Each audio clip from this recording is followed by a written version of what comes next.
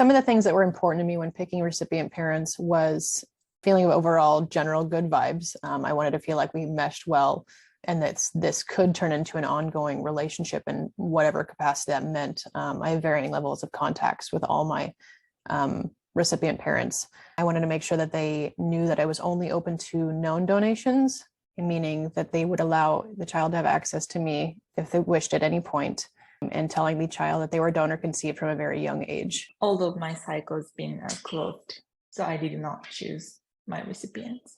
I don't really know much about them. 2 of the cycles, the intended parents kindly shared me their little bit of a story, their journey of having a baby, but I don't know their name, where they are, none of those information. I knew that I was cycled at the same time as a recipient, so I knew that both myself and my recipient were in the hospital at the same time going through treatment. And I knew that this particular hospital tried to link people with donors who looked like them. So I assumed they looked a little bit like me, but that was really all I knew about them. I think it's really important to match recipients you feel comfortable with. Regardless of whether or not you meet in the future, you are connected to this family forever through the child. And so it's important that it be somebody who you like. With my open donations, those were recipients I either met through an agency that was willing to facilitate an open donation, or recipients that I had met on my own through social media. I actually spent a lot of time talking to the recipients first before agreeing to do the donation, just to kind of understand their communication style, what their expectations were after the donation. And I felt like that kind of helped set the standard for what our communication would look like there on out. I don't remember how I came up on a website. It was called task.org. And it was a classified ad for families that were looking for egg donors and surrogates. I went on to start speaking to different women, and we kind of connected. Spoke to one in particular that I really liked and just wanted to help her. She didn't have an agency. Obviously, we're reaching out to each other directly. So she was like, if you're willing to do it independently, we can figure it out together. We'll, ask the clinic questions. We'll make all the arrangements and what have you. So I was like, sure, absolutely, let's do it. And that really is how I started my independent journey, was with this first family. It gave me the feeling that I was actually looking for, of that feeling of that I did help somebody and I did serve somebody well. That kind of fueled my fire. I reached out to the now third family, and we became even closer than I did with the second family, to the point where I did my donations and traveled and actually stayed in their home. So in total, I've done 6 donations, although twice was for the same family. And for 3 of the families, I stayed in their homes with them when I did my donations.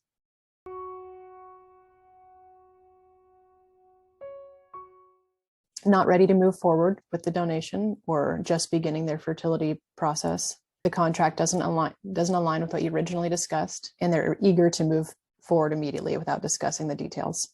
Something else to look out for is if they're hesitant or standoffish when it comes time to discuss the known aspect of the donation.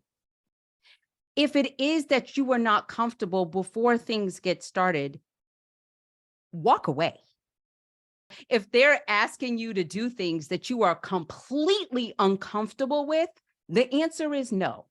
If you decide this is not going to be for me, I cannot do this, regardless of what's going to end up on the other side, regardless of whatever it is, then you need to stop ahead of time, and you make sure that you're protecting yourself, but also thinking long-term of, okay, am I going to change my mind 5 minutes from now? Or is it truly where I thought I was going to be able to do it, but I actually can't? And so this is just not something for me. But that's where you educating yourself ahead of time is very important.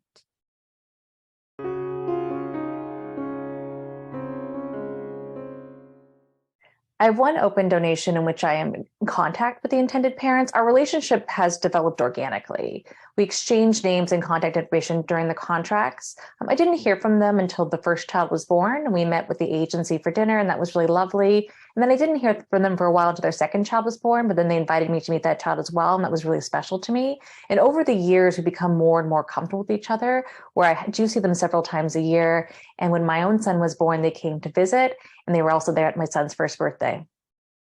With my open donation, I was mindful of making sure that they were comfortable. I really wanted to make sure that they knew that I respected them as a family unit and that I was not trying to be intrusive in any manner. So I really let them lead the contact to make sure that everybody was comfortable and on the same page.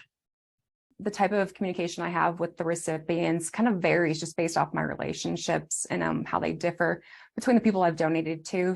One family, we keep in touch with the video calls on a regular basis and sending photo updates.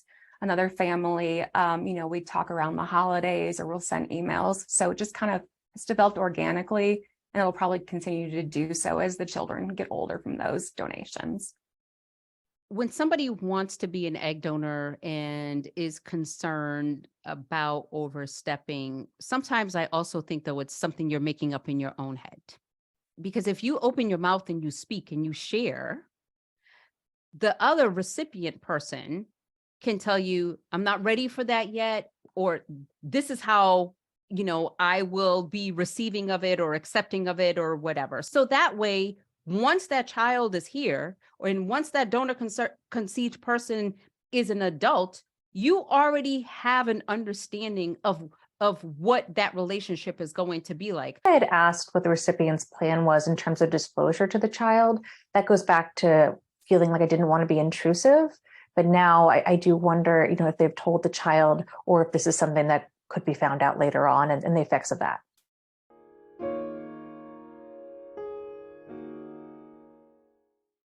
My first donation was completely anonymous, and then I didn't have any information about the recipients at all, and I don't know what information they had about me. I became interested in the rights of donor-conceived people later as I started to learn about it, and then I had some concerns about whether the people who resulted from the donation are aware of the donation and whether or not they would have access to medical information or personal information that comes from their ancestry and background.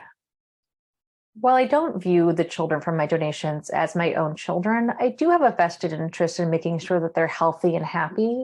I want to make sure that because I contributed their conception, that they have all the opportunities to have the information that they need. So for that reason, I decided to register my donations on the Donor Something registry. I also opened myself to DNA testing so that if they want to find me in the future, that I'm relatively easy to find.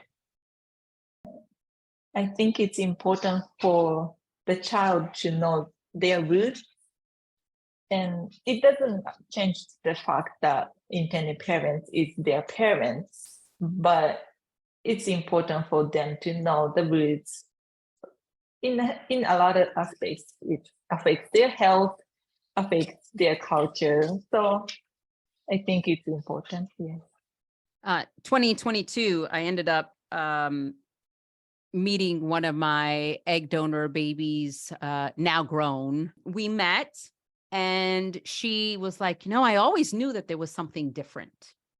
I always knew that I couldn't pinpoint it. I couldn't really figure it out, but I knew that there was something different. She has a love of shoes, and that is my thing. But what I also noticed in her, that she has a giving heart. She's very sweet. Having a giving heart and just wanting to serve people is just something that makes me happy.